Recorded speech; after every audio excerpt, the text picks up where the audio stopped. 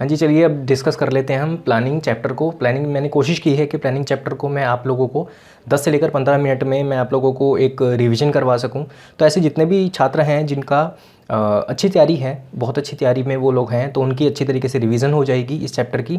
और ऐसे जितने भी स्टूडेंट हैं जिन लोगों को कुछ नहीं आता है, मतलब ये चैप्टर उन लोगों ने बिल्कुल नहीं पढ़ा है, तो एक तरह से वो आगे वाले या पीछे वाले के उस पे जाने वाले हैं, भरोसे पर जाने वाले हैं, तो उनके लिए भी काफ़ी अच्छी तैयारी हो जाएगी ये, ठीक है ना। तो चलिए देखते हैं। सबसे पहले हम ये समझेंगे कि प्लानिंग होता क्या है, प्लानिंग कहते किसे हैं। Planning is deciding in advance what to do and how to do, यानी कि हमें क्या करना है और हमें कैसे करना है। इसी को डिसाइड करने को एडवांस में हमें डिसाइड कर रहे हैं कि हमें क्या करना है और हमें कैसे करना है। It is one of the basic managerial function. देखिए, जब भी हम मैनेजमेंट की बात करेंगे, जब भी हमने कहा कि हम मैनेजमेंट कर रहे हैं किसी चीज़ का, तो सबसे पहली चीज़ क्या आएगी, हम प्लान करेंगे चीज़ों को। फॉर एग्जाम्पल, मैंने ये सोचा कि मेरे को आप लोगों की क्लास लेनी है, तो मेरे को आप लोगों की क्लास जब भी लेनी है तो मेरे को उस सिचुएशन को, उस प्रोग्राम को मैनेज करना है, ठीक है ना। अब क्लास लेने को मैनेज करने में सबसे पहले मेरे दिमाग में क्या आएगा, मैं प्लानिंग करता हूँ क्या, कि मेरे को क्लास कैसे लेनी है, कहाँ पर लेनी है, व्हाट टू डू क्या करना है, हाउ टू डू कैसे करना है, ठीक है ना, और कहाँ पर होगा, और व्हेन टू डू यानी कि कब करना है। तो ये सारी चीज़ें मेरे दिमाग पे आएगी। तो बेसिक इसकी चीज़ क्या होगी, मैं प्लानिंग करता हूँ कि सबसे पहले मेरे को क्या चीज़ करनी है, ठीक है ना। Planning therefore involves setting objectives and developing an appropriate course of action to achieve this objective. देखिए क्या कह रहा है यहाँ पर, कह रहा है planning therefore involves setting objectives, यानी कि हमें ऑब्जेक्टिव्स डिसाइड करने हैं, हमें अपने गोल डिसाइड करने हैं, हमें अपना उद्देश्य बनाना है कि हमें करना क्या है। हमें ये डिसाइड करना है सबसे पहले कि हमें करना क्या है, तभी तो मैनेजमेंट हो पाएगा। इसी के लिए हम प्लानिंग का यूज़ करते हैं। उसके आधार पे ही ऑब्जेक्टिव देख के हम कोर्स ऑफ एक्शन, यानी कि फिर हम जो ऑब्जेक्टिव हमने डिसाइड किया उसके आधार पे ही हम क्या एक्शन लेंगे और किस प्रकार से हम जो है। चलिए उसके बाद हम देखते हैं इंपॉर्टेंस ऑफ प्लानिंग, यानी कि प्लानिंग के क्या क्या फ़ायदे हैं, क्या क्या इंपॉर्टेंस है।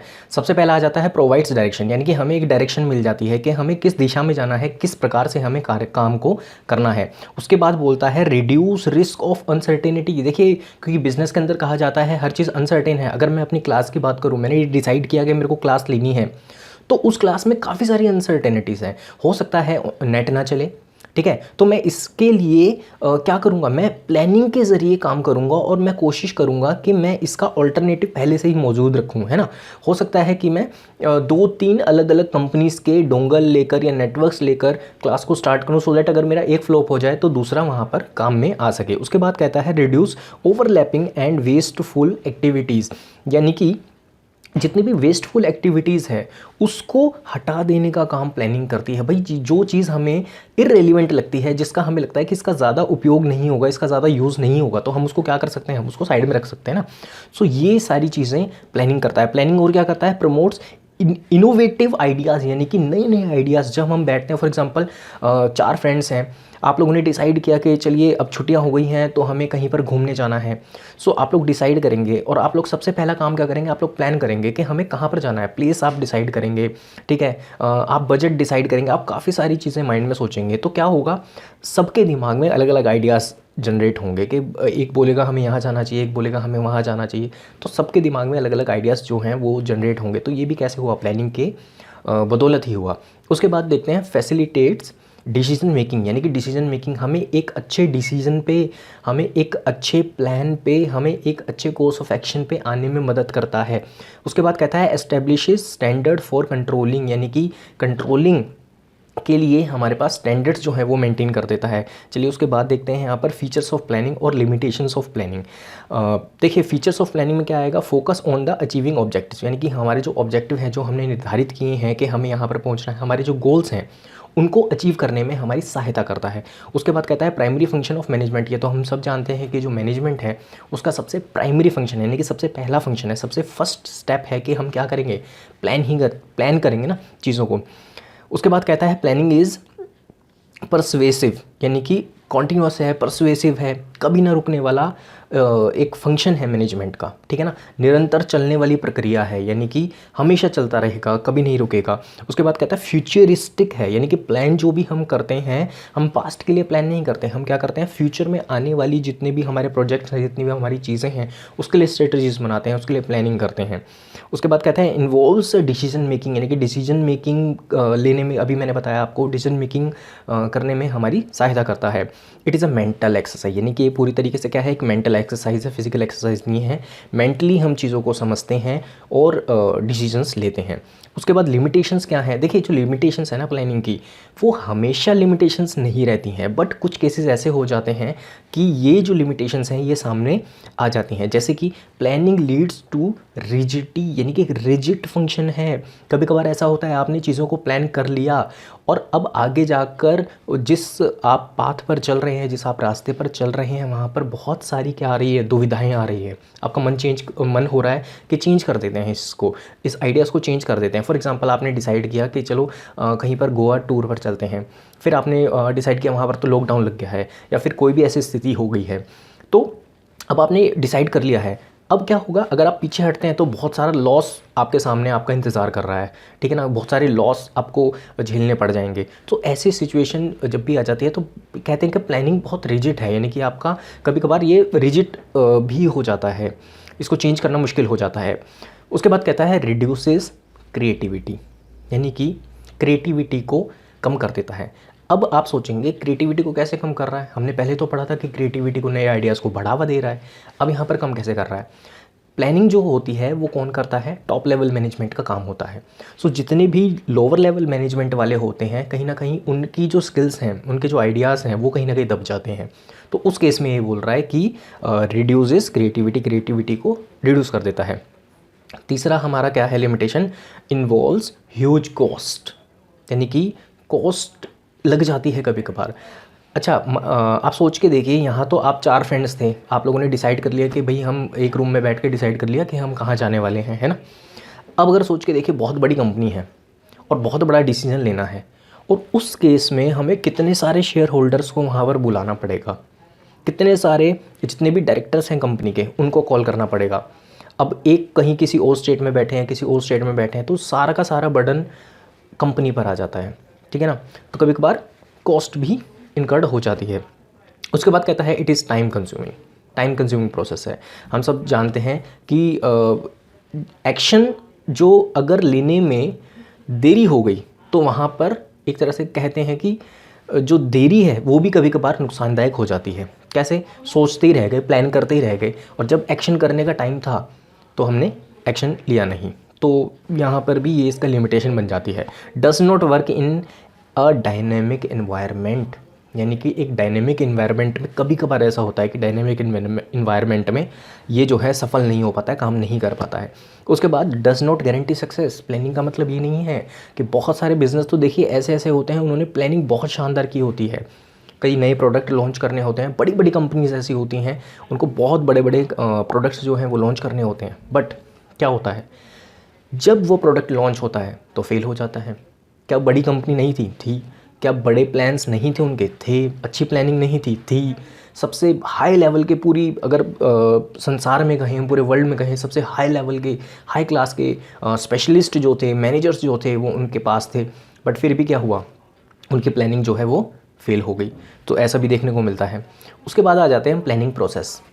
अब प्लानिंग प्रोसेस कैसे होगा, कैसे काम करेगा, कैसे आगे चलेगा। तो सबसे पहले कहता है आपको सबसे पहले क्या करना है, सेटिंग ऑब्जेक्टिव्स, यानी कि आपको सबसे पहले क्या करना पड़ेगा, ऑब्जेक्टिव ही तो सेट करने पड़ेंगे। Objectives may be set for the entire organisation and each department or unit within the organisation. सबसे पहले ऑब्जेक्टिव अपने सेट कीजिए कि आपको क्या उद्देश्य, क्या है, जाना कहाँ है, करना क्या है।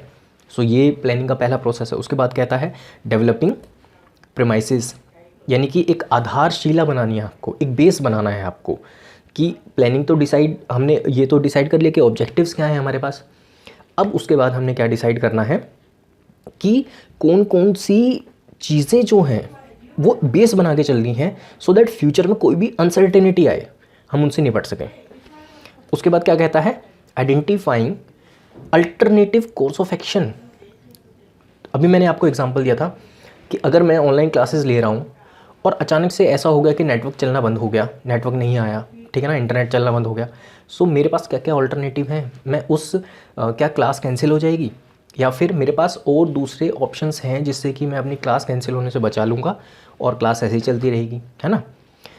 Evaluating alternative courses, the next step is to weigh the pros and cons of the each alternative, यानी कि उसके बाद हमारे पास क्या आता है कि दोनों ही को कंपेयर करना, ऑल्टरनेटिव जो हमने डिसाइड किए हैं कंपेयर करना कि ये इस मामले में ख़राब है, उसकी एडवांटेजेस एंड डिसएडवांटेजेस को दोनों को आपस में कंपेयर करके देखना कि कौन सा ज़्यादा अच्छा रहेगा।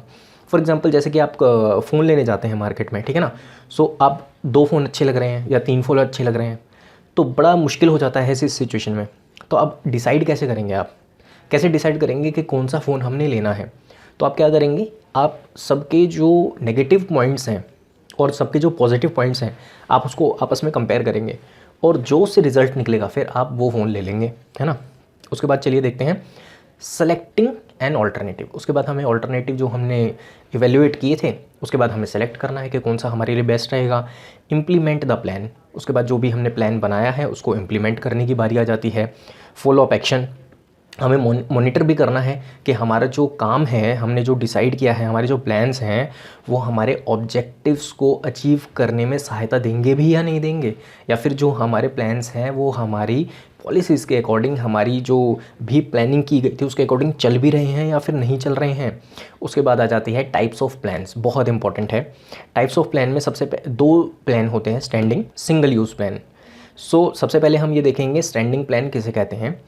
देखिए स्टैंडिंग प्लान और सिंगल यूज़ प्लान में बहुत छोटा सा डिफरेंस है, ऐसे समझ में आ जाएगा आपको। स्टैंडिंग प्लान्स कौन से होते हैं, जो कि एक बार आपने बनाए और काफ़ी टाइम आप उसको यूज़ करते रहेंगे, ठीक है ना, जिसको बार बार बनाने की आवश्यकता नहीं होगी। और सिंगल यूज़ प्लान कौन से होंगे, जो कि आपने एक बार बनाए और उसको बार बार आपको हर नए प्रोग्राम के लिए, प्रोजेक्ट के लिए आपको बार बार रिवाइज करते रहना है, तो वो क्या होते हैं, सिंगल यूज़ प्लान होते हैं। अच्छा, स्टैंडिंग प्लान्स में भी कई सारी क्या होते हैं, प्लान्स बट जाते हैं, जैसे कि ऑब्जेक्टिव्स। अब जो ऑब्जेक्टिव होते हैं वो हमारे स्टैंडिंग प्लान में आते हैं, यानी कि एक बार आपने ऑब्जेक्टिव बना लिया उसके बाद तो क्या होगा, आपको उसी पर वर्क करते रहना है। उसके बाद आ जाती है हमारी स्ट्रेटजी, यानी कि हमारी रणनीति, किस प्रकार से हम काम करेंगे। यानी कि प्लान तो हमने डिसाइड कर लिया, ऑब्जेक्टिव तो हमने डिसाइड कर लिए, अब उसको अचीव करने के लिए हमें किस प्रकार से काम करना है। सो ये हमारी स्टैंडिंग प्लान में आ जाते हैं। उसके बाद पॉलिसीज़ हो गई, ठीक है ना, हमारे प्रोसीजर्स हो गए, हमारे रूल्स एंड रेगुलेशंस हो गए, तो ये सारे के सारे स्टैंडिंग प्लान में आ जाते हैं। अब बात करते हैं हम सिंगल यूज़ प्लान की। सिंगल यूज़ प्लान में क्या होता है हमारे, जो कि एक ही बार काम में आने वाले हैं, जैसे कि प्रोग्राम, ठीक है ना। प्रोग्राम जो होते हैं वो किसी खास पर्पस के लिए डिज़ाइन किए जाते हैं, किसी खास यूज़ होता है उसका, उसके लिए डिसाइड किए जाते हैं, उसके बाद वो किसी काम के नहीं रहते।